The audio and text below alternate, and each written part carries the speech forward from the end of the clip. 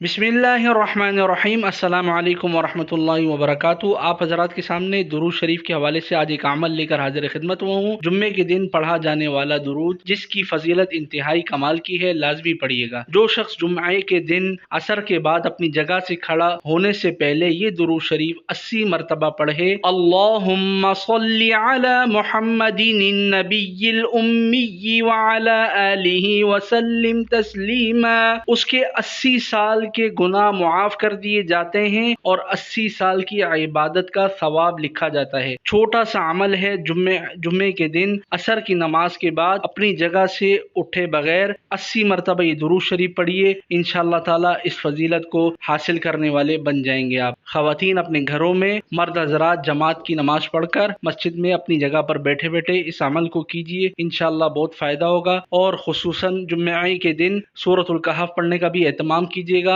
मुझे भी अपनी दुआओं में याद रखिएगा। जज़ाकल्लाहु खैरा।